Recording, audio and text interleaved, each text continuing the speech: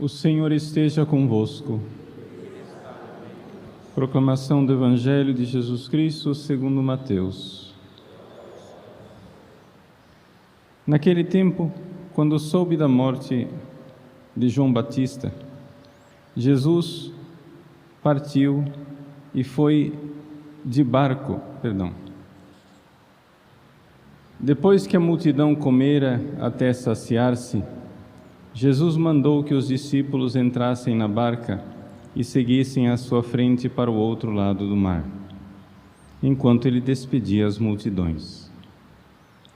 Depois de despedi-las, Jesus subiu ao monte para orar a sós. A noite chegou e Jesus continuava ali, sozinho. A barca, porém, já estava longe da terra. Era agitada pelas ondas, pois o vento era contrário. Pelas 3 horas da manhã, Jesus veio até os discípulos andando sobre o mar.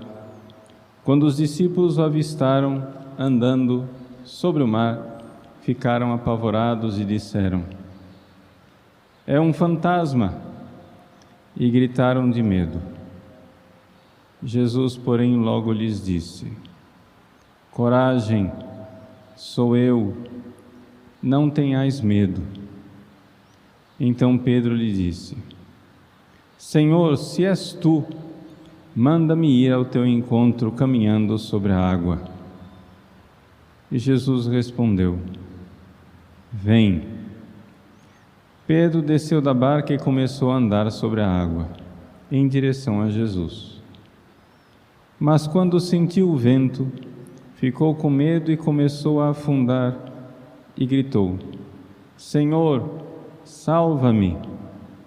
Jesus logo estendeu a mão, segurou Pedro e lhe disse: "Homem fraco na fé, por que duvidaste?"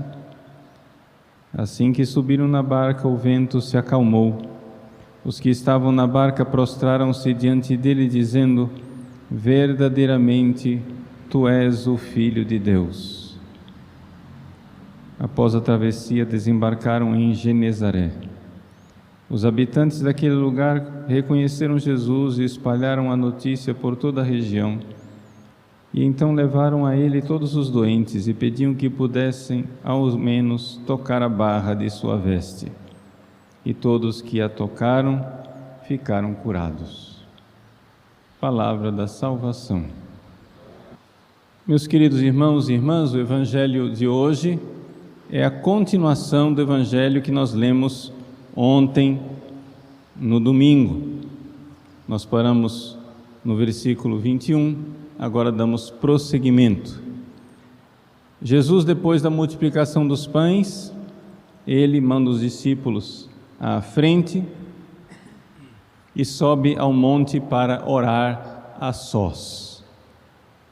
E aí acontece este episódio de Jesus ir de noite, caminhando sobre as águas, ao encontro dos discípulos. É interessante nós notarmos aqui a atitude de Pedro e tirarmos aqui os frutos espirituais disto que está aqui descrito, o relacionamento de Pedro com Jesus. Quem é São Pedro a esta altura do Evangelho? Ou seja, São Pedro é um bom, generoso e amorosíssimo cristão, porém um iniciante. São Pedro ainda não está nas moradas superiores enquanto santo. Jesus chamou Pedro e Pedro, deixando tudo, seguiu Jesus. Eu quero que a gente enxergue de forma adequada a situação de São Pedro aqui, porque nós somos às vezes meio soberbos e dizemos assim: se eu estivesse no lugar de São Pedro, não duvidaria. Gente, São Pedro é de uma qualidade de virtude e de generosidade aqui muito superior à nossa. São Pedro deixou tudo para seguir Jesus. Tudo, absolutamente tudo. São Pedro, realmente, nessa altura aqui, é de uma generosidade e de uma grandeza superior à esmagadora maioria de nós que estamos aqui. Espiritualmente falando, São Pedro, aqui, afundando nas águas, ele está num nível espiritual de generosidade, de purificação e de grandeza maior do que a maioria de nós. Só que acontece o seguinte: São Pedro não tinha ainda sofrido a purificação das suas desordens interiores. Ainda havia todo um trabalho a ser feito, ou seja, dentro de São Pedro gritam ainda as paixões desordenadas. Então, o que é que nós vemos nessa cena do Evangelho? Nós vemos São Pedro fazer um ato de fé. Ele diz: se és tu, Jesus. Vejam, ele não está perguntando se Jesus tem poder para fazer ele andar sobre as águas, não. É que ele está vendo de noite, no escuro, uma figura que ele não sabe se é Jesus. Isso não é uma dúvida de fé, isso é uma dúvida de fato. Não sei se você entende a diferença entre dúvida de fé e dúvida de fato. São Pedro crê em Jesus. O que ele não sabe é se é Jesus. Então ele diz: se és tu. Claro que se não for Jesus eu não vou. Se for um fantasma, se for um demônio, se for um troço ruim, eu não vou. Mas se és tu, Jesus, manda-me ir ao teu encontro. Gente, isso não é um desafio, é uma oração piedosíssima. Quem de nós não diria: manda-me, Senhor, ir ao teu encontro, como um ato de virtude? Querer ir ao encontro de Jesus não é lindo? Não é maravilhoso? Só que, se nós não estamos purificados, não estamos prontos para ir ao encontro, calma, com um andor, que o santo é de barro, vai devagar. Na história da igreja, houve casos de pessoas que generosamente se ofereceram para o martírio, no ímpeto, no impulso, como aquele impulso de São Pedro na última ceia, que olhou para Jesus e disse sinceramente, São Pedro foi sincero: Senhor, eu irei contigo até a morte. Mas Jesus olhou para São Pedro e disse: Pedro, eu estou aqui parafraseando, Pedro, tu não estás ainda purificado, tu ainda tens que passar pela noite escura dos sentidos, tu ainda estás desordenado, tu ainda não passastes pela porta estreita. É verdade, Pedro, tu tens fé, é verdade, Pedro, tu me amas, mas também é verdade, Pedro, que as paixões desordenadas dentro de você ainda têm um apelo muito grande, e por isso você vacila. Então, Pedro começou a andar sobre a água em direção a Jesus, mas quando sentiu o vento das paixões, ficou com medo. Pedro, tão desapegado dos bens materiais, deixou tudo, deixou suas redes. Pedro, tão desapegado da sua família, deixou tudo e foi seguir Jesus. Mas Pedro não estava desapegado dele mesmo. e na hora que ele viu a sua pele em risco, amarelou, vacilou, perfeitamente compreensível para uma criatura humana nesta fase de paixões desordenadas. Meus queridos, estamos falando aqui, provavelmente, a não ser que você seja uma pessoa bem diferente na evolução espiritual, mas nós estamos falando aqui da reação da esmagadora maioria das pessoas. E não seja presunçoso de achar que você é diferente. Sem o auxílio divino, nada o homem pode. Como diz a sequência de Pentecoste, sem a luz que acode, nada o homem pode, nenhum bem há nele. Aqui é somente o Espírito Santo, a graça de Cristo, quem vai colocando em ordem o nosso mundo interior desordenado. Vejam, se a gente fosse comparar aqui esse episódio com a vida de oração, nós poderíamos dizer assim: São Pedro nesse episódio é como Santa Teresa d'Ávila, antes da sua conversão. Santa Teresa d'Ávila entrou no convento aos 20 anos de idade e ela começou generosamente a rezar e rezar muito, e ela tinha orações místicas e superiores.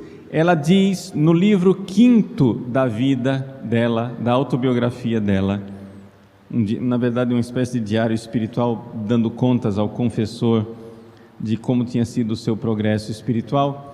No livro 5, Santa Teresa diz assim,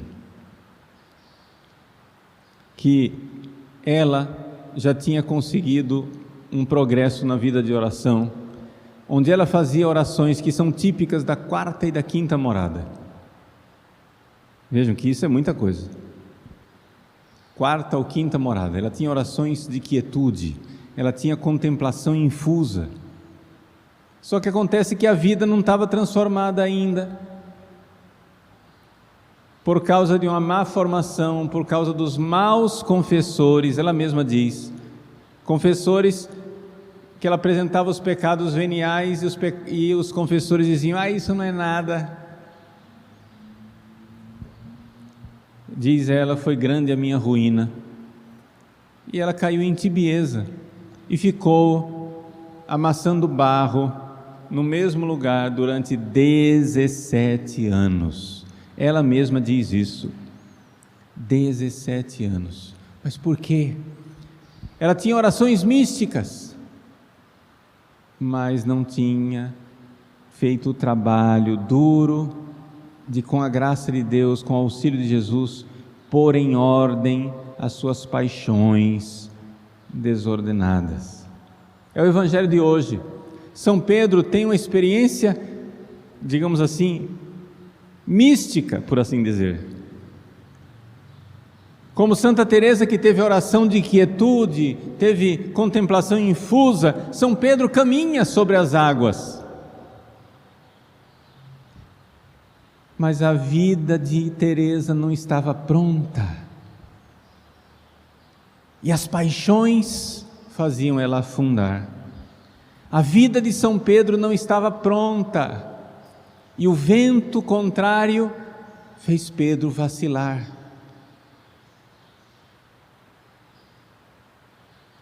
Meus queridos, esse Evangelho foi escrito pensando em você. Jesus, quando fez isso com São Pedro, ele pensou em você. Ele olhou para Pedro, o resgatou afundando na água, mas era você, era o seu rosto que ele via. E em São Pedro,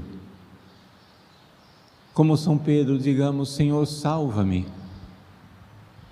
Salva-me de mim mesmo.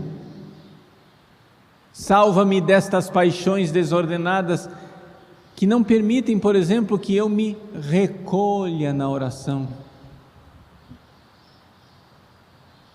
São Pedro, novamente fazendo uma comparação com a vida de oração, São Pedro, recolhido e focado em Jesus, começa a caminhar sobre as águas. Vejam que ele, focado em Jesus, olhando para Jesus, ele caminha sobre as águas. De repente, o vento o perturba, ele sai do recolhimento, se distrai, começa a olhar mais para as criaturas do que para o Criador, mais para o vento do que para Cristo, e começa a afundar. Perdeu o recolhimento, perdeu o foco, perdeu a meta,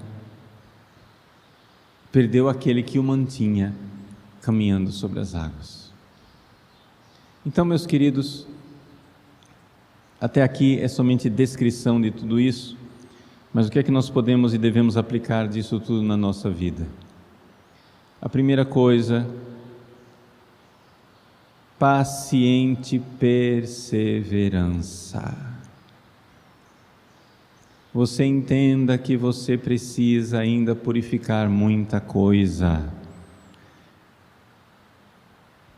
Peça a Jesus, batalhe espiritualmente para ir purificando os seus defeitos, suas desordens, para amar mais. Mas tenha paciência com você e perseverança. Paciente perseverança. Não quer dizer, nada é pecado, nada é defeito, é assim mesmo, eu nasci assim, eu vou ficar assim. Não. Nós fomos, de fato, feitos para caminhar sobre as águas. Nós fomos, de fato, feitos para fazer coisas sobre-humanas, coisas divinas, sustentados por Jesus. Mas essas ações divinas são ações dele, não nossas, não nos preocupemos com isso. Os santos realizam grandes prodígios, grandes ações. Eu não estou falando aqui de milagres, eu estou falando aqui das virtudes dos santos. Os mártires, como era possível que eles amassem tanto Jesus? Isso é um prodígio, uma ação divina. Mas nós, para chegarmos ao ponto dos grandes santos, precisamos de uma paciente perseverança, não esmorecer. Se você no fim do dia chega fracassado, mais uma vez você diz, meu Deus, afundei nas águas, pegue novamente seus defeitos, os pecados veniais, como lembra Santa Teresa, e vá combatê-los. Combata pegue um propósito e vá reordenando a sua vida paciente e perseverantemente. Claro que os pecados mortais você precisa deixar todos de uma vez e para sempre, mas os pecados veniais você tem que combatê-los pacientemente, um por um, perseverantemente, mesmo que leve 1 ano para você conseguir vencer um pecado venial estou falando. Meus irmãos, as nossas desordens interiores fazem com que a gente perca o foco de Jesus e afunde. Não desistamos. A cada fracasso nosso, olhemos para Jesus novamente e gritemos para Ele: Senhor, salva-me. Vamos olhar para Jesus. Quando você vê suas desordens que impedem você de caminhar sobre as águas, não olhe para suas desordens, olhe para Ele. Olhos fixos em Jesus. Peça a graça. Senhor, que no meio da tempestade eu não me esqueça de vós. Olhos fixos no amor de Cristo por nós. Cheios de confiança, sabedores de que se nós gritarmos por seu socorro, antes mesmo que o grito chegue em nossa boca, Ele já estendeu a mão, porque Ele sabe do que precisamos. Antes mesmo que a oração chegue em nossos lábios, Ele já atendeu. Confiantes. Ele não nos quer afundados. Por nós afundaremos, mas Ele não nos quer afundados. Ele fará com que caminhemos sobre as águas do mar desta vida, para com Ele triunfarmos na praia celeste.